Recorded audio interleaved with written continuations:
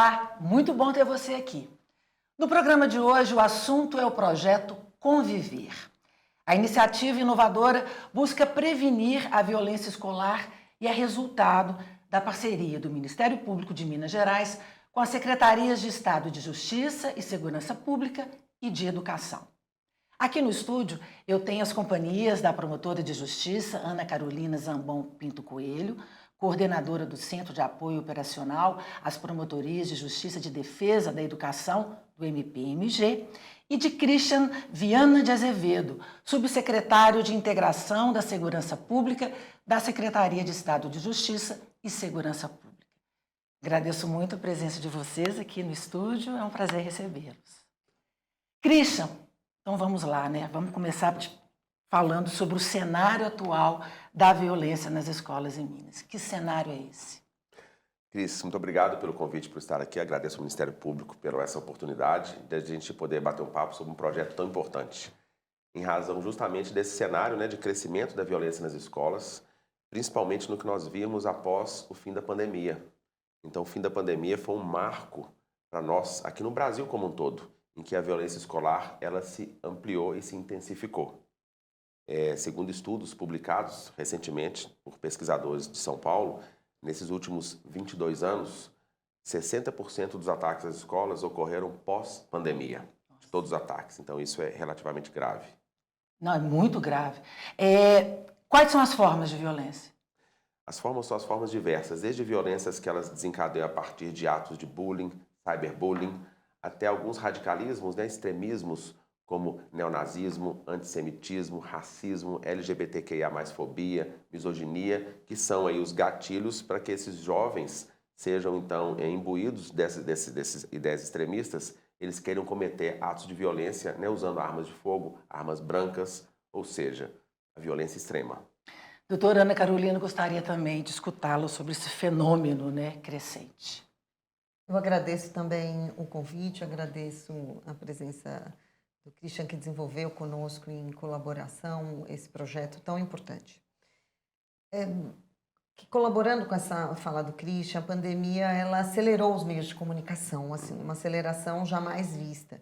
E isso fez com que todos os movimentos extremistas também se globalizassem e transitem rapidamente entre os jovens. Então, é claro que essa é uma das causas, é um fenômeno multicausal, mas as redes sociais elas têm gerado uma potencialização das formas de violência e das dificuldades de convivência pacífica. Ali num ambiente em que muitas vezes as pessoas acham que estão anônimas, na realidade é apenas uma expectativa. Então ali essa violência começa. O que nós identificamos é muito sério, que é esse avanço enorme dos casos de violência extrema nas escolas pós-pandemia. Isso tem gerado muita insegurança para toda a comunidade escolar. E não há uma causa específica, Isso que é complicado, porque se tivesse uma causa específica, você focava nela e ia ali com todas as ferramentas, mas não existe, É multicausal. Então, você pode ter como origem desse crime de ódio, porque a gente precisa colocar nesse lugar de crime de ódio, o bullying, o cyberbullying, mas você pode colocar a cooptação por um movimento extremista, você pode colocar uma desestrutura familiar, você pode colocar um histórico de violência que basicamente foi a educação, que aquele jovem recebeu, da forma de se relacionar. Então, as questões de saúde mental hoje tão discutidas e debatidas, a gente nunca viu uma sociedade tão adoecida, uma juventude tão adoecida como hoje. E qual que foi a escolha, o porquê da escolha do nome do projeto Conviver?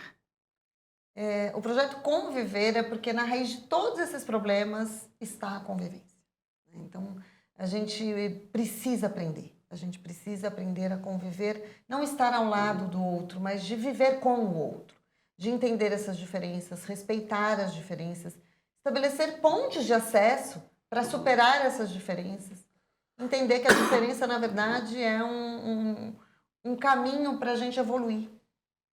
Então, o nome ele vem dessa raiz que é comum a todas as causas. É um fenômeno multicausal, mas na raiz de todas, se a gente for pegar, sempre vai estar a convivência, seja ela na mídia, seja ela nas redes sociais, seja ela presencial. E uma importância aqui colocada, a importância do resgate da convivência presencial, né? Sim, do olho no olho, sim, do toque, claro. da linguagem gestual que a gente muitas vezes perde na relação Perde virtual. muito, né, gente? Eu acho que perde muito. Ô, Cristian, qual que é a importância dessa parceria com o MP? Essa parceria, Cris, ela é fundamental, porque como qualquer problema, seja de violência na área de segurança pública ou, né, em outros âmbitos, resolvê-lo sozinho, um órgão, uma instituição, é praticamente impossível. Então, quando nós somamos esforços, essas soluções ficam muito mais viáveis. A MP via o CalEduc já tem uma inserção profunda, né, e um conhecimento profundo no sistema educacional do nosso Estado. A segurança pública tem o seu olhar de segurança pública, né? Olhar policial, olhar de prevenção, olhar de investigação. E a Secretaria de Estado de Educação tem o olhar interno dela de gestão e o dia a dia da escola. Então, quando nós juntamos essas três forças, nós ficamos muito mais cientes e ciosos do problema como um todo. A gente consegue enxergar o problema de perspectivas e olhares distintos. Resumindo, né, a gente consegue ter um diagnóstico mais concreto. E a partir do diagnóstico concreto, a gente vai buscar soluções. Então, por exemplo, como a doutora Ana mencionou, é algo multicausal. Então, dentro de algo multicausal, e como você mesma disse, né, que por isso é muito difícil você prevenir e conter ataques, etc., você tem que falar, tá bom, dentro desse multicausal, o que nós temos de causas principais? Quais são as causas mais relevantes? Quais são aquelas que desaguam em violência com mais facilidade? Que há umas que desaguam em violência com mais facilidade, outras com menos facilidade. Quais? Então, por exemplo, esses extremismos ideológicos, eles geralmente eles desaguam em violência porque um adolescente nunca se radicaliza sozinho. Se ele está na rede social, ele tem um acesso à rede social, as pessoas que estão ali por trás daquilo, eles sabem os gatilhos, a fórmula de cooptar aquela criança e adolescente. E uma das causas, como a doutora Ana mencionou, daquele adolescente, por exemplo, que tem uma estrutura fragmentada dentro de casa, né? Tem uma questão de alienação parental, ou seja, ele não tem um acolhimento no seu seio, né, familiar. Então, as mágoas dele, o recrutador, ele consegue identificar aquelas mágoas e buscar aquele adolescente e falar assim, ó, aqui eu te dou um ambiente acolhedor, vem pro lado de cá. E vai inserindo a radicalização ali dentro daquele espectro. Isso, grupos terroristas fazem isso para recrutar adolescentes. O crime organizado faz isso, um comando vermelho, um primeiro comando da capital. Grupos neonazistas fazem muito isso. E quem que eles recrutam? Os jovens adolescentes, porque eles são mais suscetíveis, né? As emoções estão mais à flor da pele. Sim. Na adolescência, eles se sentem mais carentes, principalmente quando a estrutura familiar é abalada. Então, esses são os jovens que são suscetíveis a serem cooptados. E uma vez que eles têm uma adesão àquela ideologia extremista, aí o próximo passo é a sugestionamento assim. Então, dê o próximo passo. O próximo passo é o ato violento. Queria escutá-la também sobre a importância dessa ação conjunta. O fenômeno, ele é mundial. Então, para a gente pensar como combater um fenômeno que avança mundialmente, como a gente conseguir trabalhar, é só em colaboração. Sozinhos a gente não tem como trabalhar. Cada um tem um olhar diferente a respeito do mesmo fenômeno. E é a junção desses olhares que faz com que esse projeto seja tão importante e pioneiro. Eu queria colocar isso aqui. Porque das iniciativas que nós identificamos nos demais estados no Brasil, a gente não identificou nada parecido com essa política de colaboração. Então, a segurança pública ela traz um olhar muito qualificado do que precisa ser olhado, qual é um sinal de alerta importante para a gente resgatar, como monitorar um jovem, mais do que monitorar, como acompanhar um jovem que tem demonstrado por uma professora que identificou, uma diretora identificou, que ele tem sido cooptado por um grupo extremista. Então, é aquele jovem que tem feito desenhos de suástica, ou ele tem manifestado em sala de aula alguns ideais nazistas, neonazistas, ou qualquer que seja o extremismo. Porque a gente está falando de qualquer tipo de discriminação e extremismo. Então, trabalhar em colaboração auxilia na junção das diferentes visões de quem está em sala de aula, de quem defende a segurança pública e do Ministério Público buscando essa interlocução.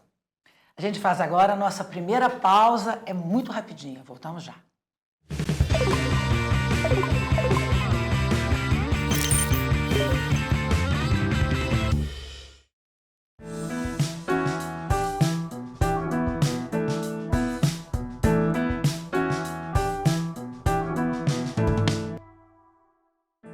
É o promotor de justiça o contato direto do Ministério Público com você.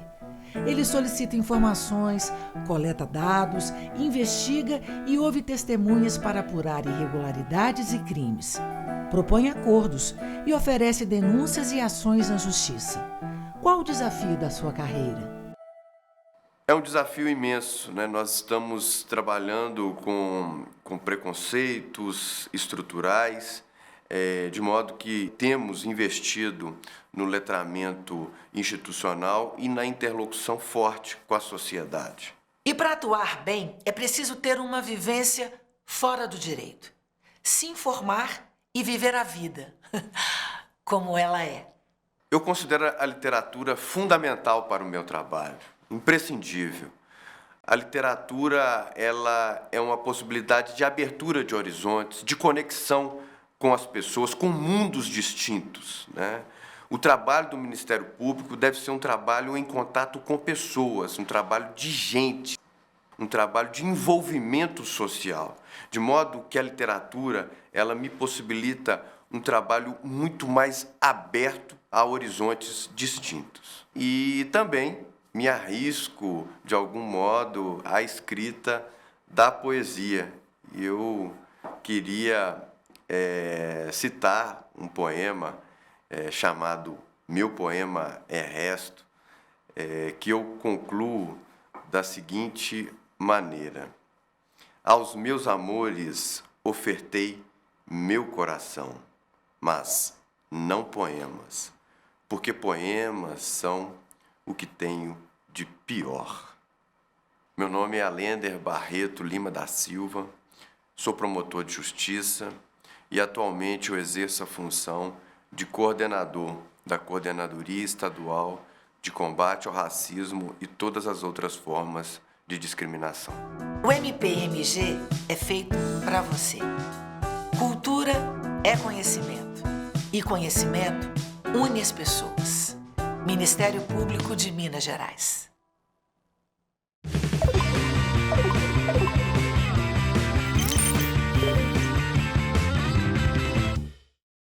De volta ao Ponta a Ponta. Hoje conversamos sobre o projeto Conviver, parceria do MP e do Governo de Minas para contribuir com a segurança nas escolas.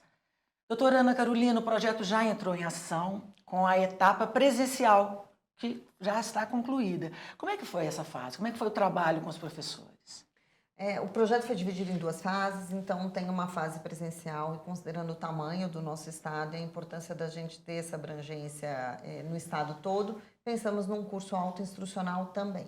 A primeira fase foi concluída com muito sucesso. Não tenho, assim, não há nenhuma ousadia em dizer isso aqui, porque todos aqueles que foram escolhidos para participar, e quem participou da primeira etapa, dessa primeira fase, foram formadores de outros profissionais, dos professores, vieram da escola de formação, eles saíram e terminaram esse curso, assim, agradecendo por um conteúdo que é diferenciado em relação àquilo que faz parte do cotidiano da escola. Porque ali nós levamos conteúdos muito específicos, direcionados a alertas, né? Então, o avanço dos movimentos extremistas, a gente passou pela questão do bullying, do cyberbullying, que já é bem mais próprio desse ambiente escolar, mas passamos por detalhamento desses movimentos extremistas, como identificar sinais de alerta entre os jovens, como agir diante de uma situação grave que esteja acontecendo ali naquele momento na escola. Então, o feedback foi extremamente positivo dessa etapa presencial que já foi finalizada e a gente já pensa agora, já estávamos conversando para caminhar e aumentar. Quero escutá-lo também, Cristian, sobre a sua avaliação dessa primeira etapa. Como a doutora Ana disse, a etapa presencial ela foi muito importante, primeiro, para a gente, né, poder passar esse conhecimento, ouvir os professores e ter essa primeira identificação, né, Ministério Público, Segurança Pública, Secretaria de Educação e os professores envolvidos, para a gente também começarmos a estabelecer nossos vínculos, né, vínculos interpessoais e ouvi-los assim, ó, dentro desse conteúdo passado, o que mais chamou a atenção, né? Ouvir o feedback deles também foi muito importante, porque nos ajuda a modular os próximos conteúdos, as próximas versões. Claro, eles né? estão lá em loco, né? Eles Em sabem loco. mais do que qualquer um, né? Exatamente. E o pano de fundo, como a doutora Ana falou, é justamente que eles possam ser sensores que possam identificar esses comportamentos que desencadeiam uma ação violenta ou podem desencadear uma ação violenta. Então, ao identificá-los, né, a gente tem um canal em que eles nos procuram, a Secretaria de Segurança, ao Ministério Público, para que nós possamos, né, buscar soluções conjuntas. Então, a gente está, como a gente diz assim no jargão, estarmos na mesma página. Então, todos ele com o mesmo padrão de conhecimento para a gente poder conversar na mesma língua, identificar as ameaças e poder solucioná-las. Doutora Ana, e o curso à distância, que faz parte da segunda fase, né? Ele está disponível na escola virtual do MP? É isso, o curso autoinstrucional já está disponível. A gente já está com um número de inscritos que já superou em muito a nossa expectativa inicial. Já passamos de 800 inscritos, já estão fazendo o curso autoinstrucional e ele fica na plataforma do Ministério Público. É acessível a qualquer profissional de educação. A gente fala assim que a violência ela não tem muro. Existe uma sensação de que se eu subir o muro da escola, eu vou deixar aquela escola protegida, mas o mundo hoje não é mais esse. Então, esse muro ele não protege. Então, pensando nisso, é que qualquer profissional da educação, seja de uma escola da rede estadual, municipal ou da rede privada, pode fazer o curso. E quais são os temas abordados nesse curso? Nós temos diversos temas, né, como o bullying e o cyberbullying. É importante a gente identificar o que é o bullying, o que é o cyberbullying e entender que o meio cibernético ele é um grande vetor de atos de bullying. Identificar esses extremismos ideológicos, como o crescimento atual do antissemitismo, por exemplo, que deve ser enfrentado, né, de maneira bastante eficaz. Como identificar racismo e as leis que envolvem isso, a LGBTQIA+fobia, a misoginia, ou seja, passar para os professores esse conhecimento desses extremismos e onde eles estão ali usualmente alojados, né? Porque muitas vezes esse extremismo há grupos por trás, grupos de adultos que eles fomentam esses extremismos entre os jovens. E também ensinar os professores a como eles podem, né, identificar isso nos jovens e criar uma resiliência deles à adesão a esses extremismos. E fazer a ponte com as famílias, né, por meio dos pedagogos, dos psicólogos, dos assistentes sociais. Ou seja, tem uma amplidão nesse programa. Há sempre sinais, né, do que pode acontecer? É isso? Aparecem sinais. Todo adolescente que ele é submetido, né, a uma radicalização online, ele se torna, sinais vão aparecer. Ou eles vão aparecer por meio das redes sociais que o adolescente usa, ou eles vão aparecer dentro de casa e vão aparecer na escola. E esse adolescente, né, ele não tem um perfil específico, mas geralmente o que nos é relatado é que o adolescente geralmente é aquele adolescente mais tranquilo, mais tímido, não dá trabalho, é o que passa desapercebido.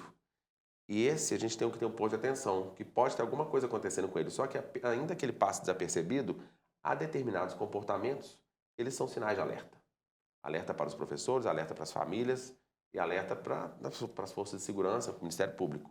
E isso é que a gente tem que ter isso tudo linkado.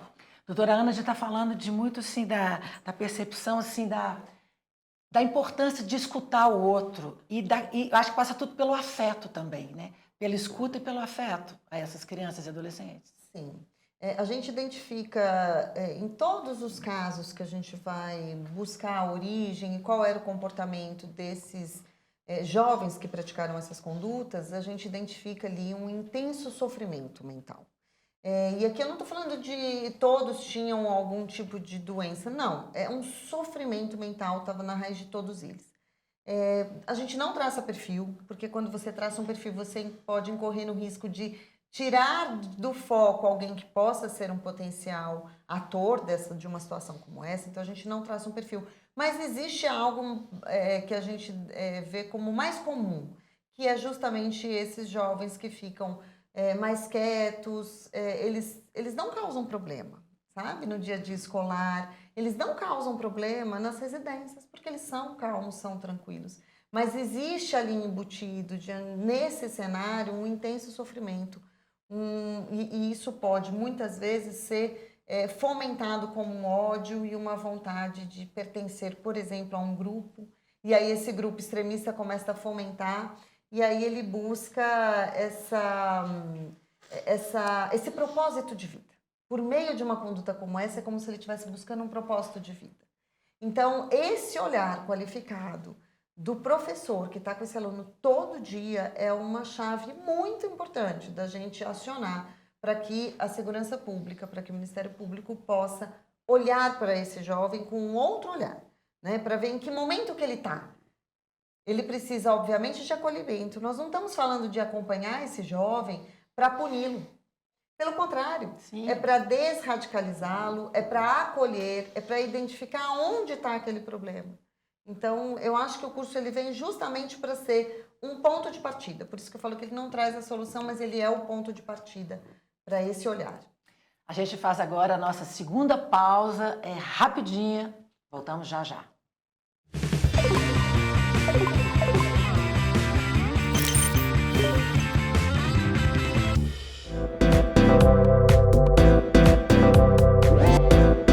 TVMP, em todo lugar, ao seu lado. Realização: Ministério Público de Minas Gerais.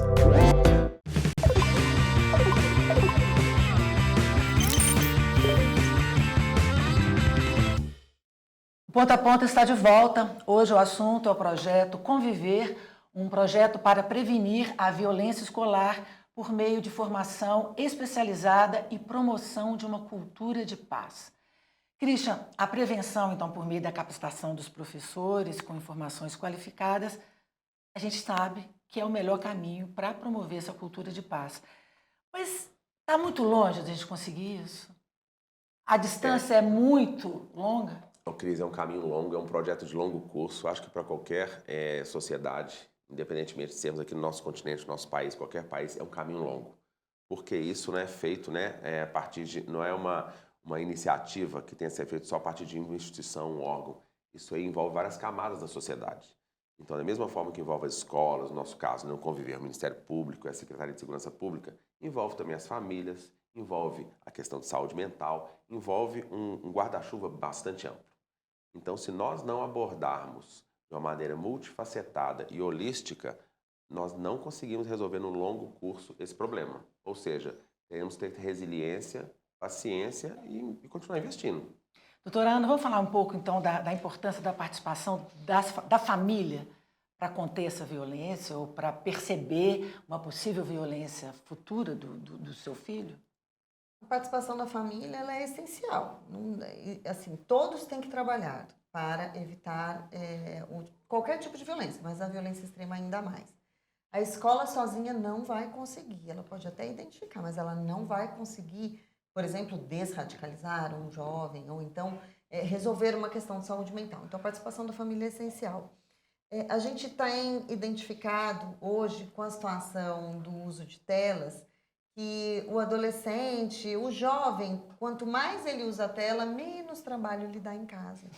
E aí existe uma sensação de que foi até cunhado um termo que se chama os adolescentes do quarto. Então, esses adolescentes, eles ficam no seu quarto, eles não causam problema para essa família, eles não dão trabalho nenhum, estão em segurança. Essa é a sensação.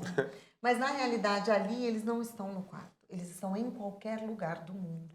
Então, eu acho que as famílias têm que estar atentas para isso.